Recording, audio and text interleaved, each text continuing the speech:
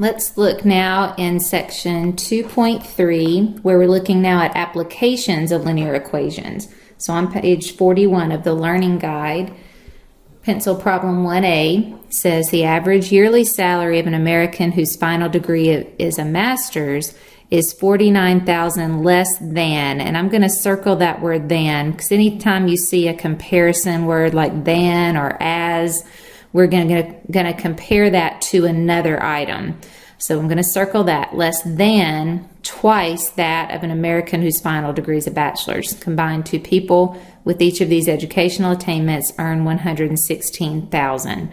Now, they've used 49,000, 116,000, so we're going to keep up with that, and just at the end our answer will be in units of thousands. Okay, so let's set up our variables. We can only in a linear equation use one variable, so we can't have anything other than, if we use x, we can't add another variable in the middle of the problem. Okay, so let's see, we've got the final degree is a master's is 49,000 less than twice that of American whose final degree is a bachelor's. So since we're comparing the first one to the second, I'm going to allow that second one to be represented with x.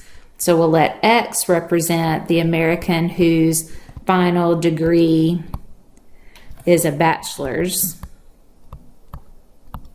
Okay.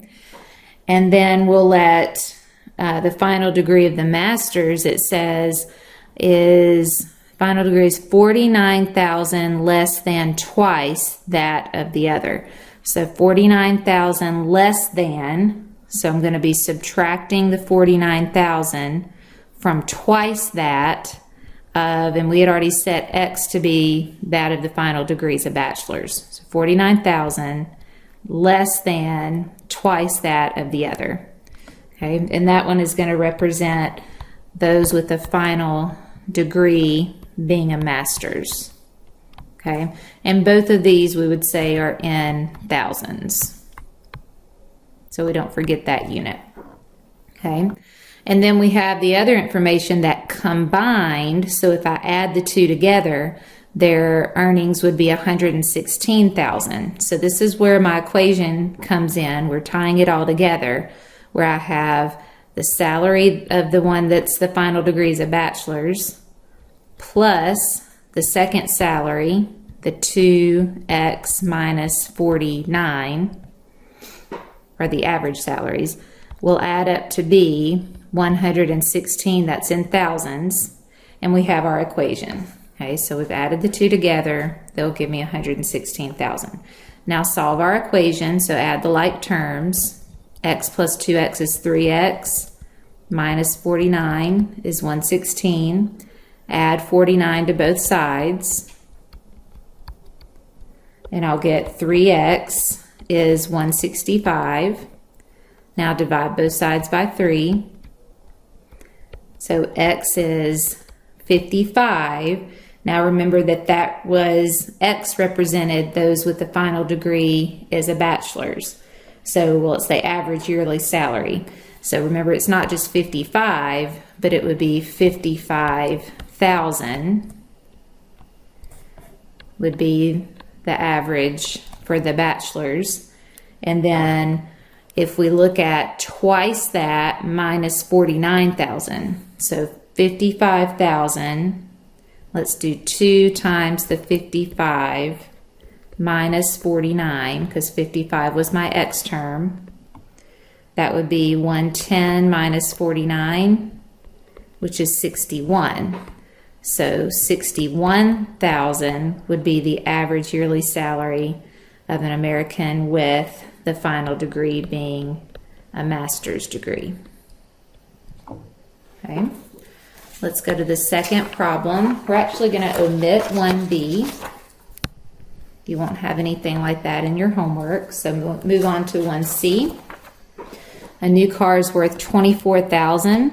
It's depreciating in value by $3,000 per year. After how many years will the car's value be $9,000? We can set it up a couple of ways, but we are looking at trying to solve these using linear equations. So if I'm going to start out with $24,000, and let's let per year, let's let X represent the number of years.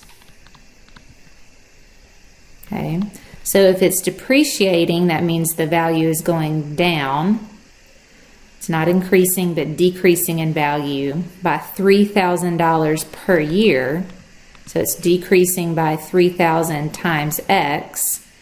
And after how many years will the car's value go down to $9,000? Now we'll solve for X. Let's move our constants to the same side. So subtract the 24,000. And I would have negative 3,000x is a negative 15,000. Now divide both sides by negative 3,000. So I would have x is equal to 5, and remember that x represented the number of years. So it would take 5 years for the value to depreciate to $9,000. Okay. And then the next two problems deal with solving a formula for a specified variable. So in 2A, it looks like we have a formula, it's the interest formula, that's right now solved for I. I is by itself. We want to solve it for P. So you basically treat P as if it is the only variable in the problem, and everything else, treat them like they're constants, move them to the other side. So if I start out with I equals P times R times T, and I want P to be by itself, I want this to stay on this side, I'm going to divide both sides by R times T, because now the R would cancel out, the T would cancel out, and I have I over RT equals P. So principal, you can flip the equation around. Principal is equal to interest divided by rate times time. Make sure that as you're looking at these examples, they're wonderfully solved problems. So if you go back up, there's a great word problem on number 1C dealing with text message plans. The video for that is included in the multimedia library for this section. And then also the same thing for solve problem number 2, where we're solving for a specified variable. There are videos on both of those. Okay. And then lastly, let's look at 2B, where we're solving for R. So if we're solving for R, I'll write this a little bit larger. We want R to remain by itself on this side. Everything else needs to move over. So if you looked at this as a problem where everything else was a constant, you would first take the constants over to the other side. So I'm going to subtract P, and on this side I would have S minus P is P times R times T. Remember, we want to keep the R. And then to get R by itself, I'm going to divide both sides by the factors of P and T. So the P would cancel, the T would cancel out. I'm going to go ahead in this next step and flip it around, where I have R equals S minus P over P times T. When you solve for a specified variable, you'll never have that variable on this side. So it's solving for R in terms of all the other variables.